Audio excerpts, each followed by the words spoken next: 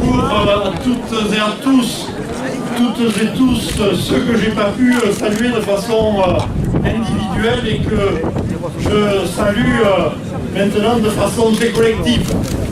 La première des choses que je voudrais faire, c'est demander aux élus de Frontières-la-Pérade de me rejoindre. Je sais qu'ils sont par là.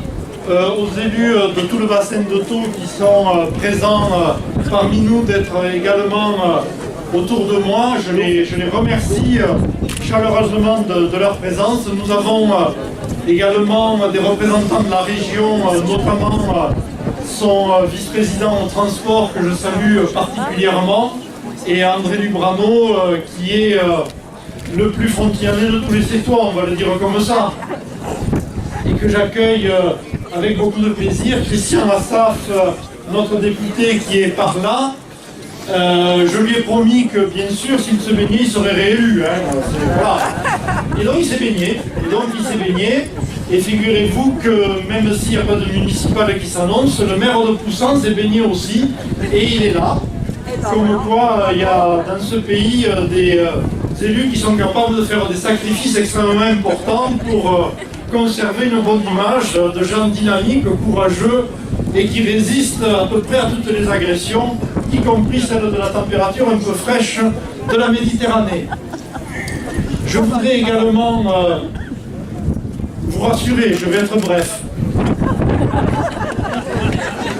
Et je sais que je serai d'autant plus apprécié que je serai court. Donc je vais tenter de vraiment ne pas vous retenir trop longtemps. Mais il me faut également remercier celles et ceux qui, avec la municipalité, aujourd'hui vous accueillent. Et je pense particulièrement à l'association culturelle portugaise, je pense au Cercle Andalou, je pense au comité de jumelage, je pense à la très belle association des Méditerriennes qui nous fait un grand plaisir en étant là, et vous l'entendez, elle a ses supporters. Je voudrais également remercier celles et ceux qui se sont mobilisés pour que cette réunion soit une fête. Et puis, si on a décidé de faire les vœux ici, eh bien ça mérite quelques explications. C'est pas juste pour être iconoclaste, c'est pas juste pour pas faire comme les autres font. C'est tout simplement parce que la période des vœux est un moment extrêmement fort en matière de symboles. Et que ici, dans ce lieu, au Mouette, eh bien, les symboles sont extrêmement puissants. C'est un moment, la période des vœux, où tout en restant absolument conscient que l'humanité est capable du pire, et des exemples ne manquent pas, et on peut évidemment citer parmi les exemples du pire dans la période actuelle de ce qui concerne les attentats terroristes, que si l'humanité est capable du pire, eh bien, on ne doit pas oublier qu'elle est aussi capable du meilleur. Et ici au Mouette, eh bien, le pire et le meilleur ont été présents. Le pire, c'était la Seconde Guerre mondiale, et je ne m'étendrai pas sur les aspects les plus horribles de ce que fut ce moment historique. Les camps de concentration, les disparitions en masse, évidemment, ces luttes acharnées.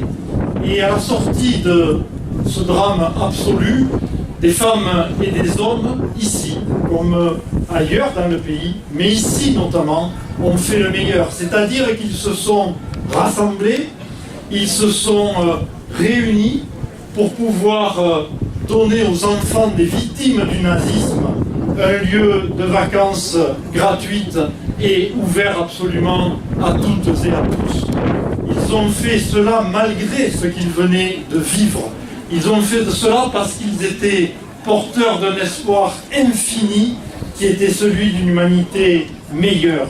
Et ils ont fait cela pour que les plus jeunes de l'époque, ces enfants, puissent, dans leur esprit, non seulement avoir la conscience présente de ce qui est le plus terrible, de ce que des femmes et des hommes sont capables de faire contre d'autres femmes et hommes, mais également ce qu'il y avait de meilleur. Et ils ont fait ça ici, et il me semblait que 70 ans, 71 ans après, eh bien c'était une façon à la fois de leur rendre hommage, de les remercier, et en même temps, eh bien, de relier ce passé avec notre présent.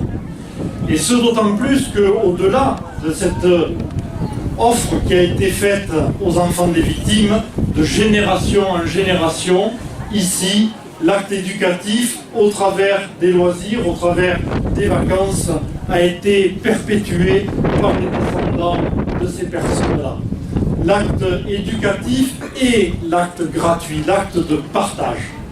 Et c'est en ça que les mouettes sont un lieu extrêmement symbolique. Et puis on est là, on est sur la plage. C'est-à-dire qu'on ne peut plus être que ça au bord de cette Méditerranée qui est au centre de notre histoire, mais également au centre de l'histoire de l'humanité, qui est au centre aussi aujourd'hui de nos préoccupations. Cette Méditerranée qui en elle-même est un symbole également du pire avec les affrontements que l'on y connaît, et un symbole du meilleur. Ce lieu où ont été inventées, promues les religions qui aujourd'hui s'affrontent dans des combats terribles et horribles, et en même temps ce lieu qui nous rassemble, notre destin commun de tous les habitants de ces rivages et de son pourtour. Et c'est à Frontignan. Et Frontignan est une ville de la Méditerranée. Et c'est parce qu'elle est une ville de la Méditerranée qu'elle est reliée au reste du monde. Et il ne faut jamais que nous perdions cela de vue. Nous sommes des femmes et des hommes, des citoyennes et des citoyens de cette ville, du bassin de Thau. Et en même temps, nous sommes des citoyennes et des citoyens du monde. Et il dépend beaucoup de ce que chacun d'entre nous peut faire sur son propre territoire pour que le monde soit sur le chemin qui nous mène vers quelque chose de meilleur. Et au moment des vœux, eh bien, il faut se le dire. Et puis n'oubliez pas non plus qu'ici, en tout cas à quelques dizaines de mètres, sur la même plage, eh bien, on a vu des gestes qui, autant que les gestes collectifs que je viens d'évoquer là, nous renvoient vers cette espérance qu'il ne faut jamais taire en nous de la capacité des humains à s'entraider. Il y a là, vous le savez, en 1947, le naufrage du Roger Juliette et un dénommé Macias qui n'a pas hésité en plein hiver à se mettre à l'eau avec une simple corde qui le ralliait à la plage pour tenter l'impossible, tenter de sauver les marins. Il a échoué, les marins sont morts. Mais le geste, il l'a fait. Il l'a fait sans espérer aucune médaille. Il l'a fait sans espérer avoir la première page des journaux. Il l'a fait sans connaître les gens qu'il allait secourir. Macias, lui-même, c'était un immigré. Et il a tout fait pour sauver les autres sans les connaître. C'était ici, à Frontignan-la-Pérade. Et ça aussi, on en est capable ailleurs, partout ailleurs dans le monde. Mais ça nous relie encore une fois à cette grande humanité.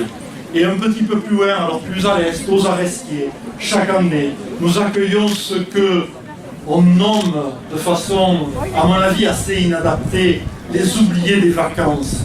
C'est-à-dire ces jeunes, enfants, adolescents ou jeunes adultes, dont les familles sont dans une situation sociale telle qu'elles ne peuvent pas leur offrir des vacances. Alors ils sont les oubliés des vacances. Et à Frontignan-la-Pérade, eh bien, chaque année, nous les accueillons une journée. Et vous êtes tous rassemblés, on est tous ici, et je vous invite à venir à cette manifestation-là aussi, parce que c'est un moment extrêmement fort d'échange, et c'est un moment qui nous fait croire et peut nous faire affirmer qu'effectivement, on va tous ensemble, par notre volonté, améliorer l'état actuel de l'humanité, l'état actuel de la planète. Alors c'est compliqué de dire ça, mais je vais vous le dire parce que je le pense comme ça, parce que c'est ma conviction profonde.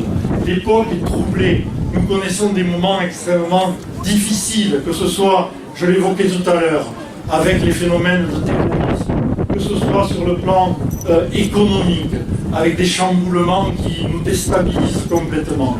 Mais il nous appartient surtout de considérer que le monde est en marche. Souvenez-vous de Galiléo Galilei. Il a été obligé d'abjurer, il a été obligé de reconnaître que non, la Terre ne tournait pas. Mais après, quand il est sorti du tribunal, il l'a quand même dit et il avait raison. Et pourtant, elle tourne. Et notre planète, eh bien oui, elle continue de progresser, quelles que soient les difficultés de l'époque et les difficultés du moment. Mais pour que cela fonctionne, pour que, effectivement, on continue d'avancer dans un sens qui nous amène à plus de fraternité, à plus de partage, il faut que chacune et chacun d'entre nous soit parfaitement conscient qu'il peut, qu'elle peut quelque chose pour cela. C'est ça, se rassembler. Se rassembler, c'est pas seulement se mettre en proximité les uns des autres. Se rassembler, c'est apporter les uns et les autres ce dont nous sommes capables pour que, collectivement, nous puissions progresser.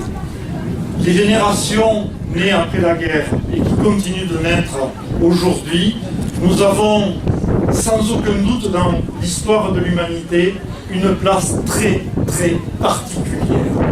C'est la première fois depuis qu'il y a des hommes sur la Terre que nous sommes avec une responsabilité aussi lourde sur nos épaules. Cette responsabilité, elle tient à nos avancées techniques et peut-être que nous n'avons pas encore la pensée philosophique qui va avec. Cette responsabilité, c'est celle de faire en sorte que demain, il y ait encore une humanité sur la planète. Nous avons les moyens, et c'est terrifiant quand on y pense, de interrompre l'histoire de l'humanité par nos comportements. Que ce soit nos comportements en matière politique et guerrière, que ce soit nos comportements évidemment en matière écologique, pour le dire peut-être vite, cette responsabilité, elle est là. Et c'est la première fois que des générations d'hommes et de femmes ont ça dans leurs mains. Et on voudrait que cela ne nous trouble pas. Et on voudrait que même si on ne l'a pas présente à l'esprit à toutes les minutes, cela ne nous inquiète pas. Moi je pense que toutes les autres inquiétudes que nous pouvons avoir sont là uniquement parce que symbolisent celle-ci qui est fondamentale. On n'a jamais été aussi responsable que ça. Et je suis persuadé, comme sans aucun doute la plupart d'entre vous, et peut-être même tous, en tout cas je l'espère, que cette responsabilité, on va savoir l'assumer. On va savoir produire la réflexion philosophique et la morale qui vont avec ces capacités-là pour qu'on puisse continuer à inscrire l'histoire de l'humanité sur notre terre. Je ne suis pas d'un optimisme béat, ce n'est pas mon genre. Je suis réaliste. Et c'est mon réalisme qui me permet de dire ça. En tout cas, voilà ce que nous voulions aujourd'hui, ici, symboliser, dire dans la parole, bien sûr, et c'est important, mais également dire par le choix, dire par le fait qu'on lie nos vœux à une manifestation festive, dire par le fait que, selon ce que l'on veut, les événements prennent une tournure ou une autre. Voilà pourquoi nous avons rompu, en quelque sorte, avec la tradition des vœux à la salle de l'air. On y reviendra sans doute un jour, bien sûr. Voilà pourquoi, l'année dernière, déjà, on avait fait un premier pas en présentant nos vœux à la médiathèque Montaigne, la médiathèque de notre agglomération, et en les faisant présenter par les élus du conseil municipal des jeunes. Le lieu est un lieu de culture, le lieu même, un temple de la culture, pour dire que la culture était le moyen de la réponse à la barbarie des attentats. Et aujourd'hui, nous sommes ici pour les raisons que je vous ai dites, et je voudrais vous remercier, mais vraiment très chaleureusement, que vous êtes mobilisés en un aussi grand nombre que vous êtes aujourd'hui ici. Et puis, eh bien, puisque c'est les vœux, je voudrais vous souhaiter de passer l'année 2017, évidemment. Je voudrais vous souhaiter surtout de rester en bonne santé. Et je le redis, parce que pour moi c'est fondamental. La santé, elle n'est pas, dans ma conception, que physique. C'est la santé physique, mais c'est la santé affective, c'est la santé psychologique, c'est la santé morale. Être en bonne santé, c'est ça. Et je voudrais à toutes et à tous nous souhaiter bien savoir faire l'homme et de bien savoir faire la femme, comme le disait. Voilà, moi, en quoi je résumerai mes vœux pour 2017. Voilà, mesdames et messieurs, merci beaucoup. On va maintenant reprendre nos échanges amicaux autour de l'apéritif qui nous est offert, et je voudrais, aux gens que j'ai remerciés tout à l'heure, rajouter les membres de l'atelier cuisine du centre Muhammad Younous. Tout le monde sait ce que c'est, le centre Muhammad Younous? Non, moi je suis pas d'ici. Eh bien, il y a des gens qui ne sont pas d'ici. Je suis extrait. On va laisser rentrer les gens de l'extérieur. Ah bon? Je voudrais donc les remercier parce que, au moment d'ailleurs du 10e anniversaire du centre Muhammad Younous, ces femmes nous avaient préparé un apéritif. On a trouvé ça tellement bon qu'on s'est dit qu'il fallait le partager avec tous les habitants de Fontaine-la-Pérade et tous leurs invités, même ceux qui viennent de l'extérieur, pour les vœux. Et donc c'est elles qui nous offriront, avec les associations que j'ai citées, cet apéritif-là. Merci à toutes et à tous.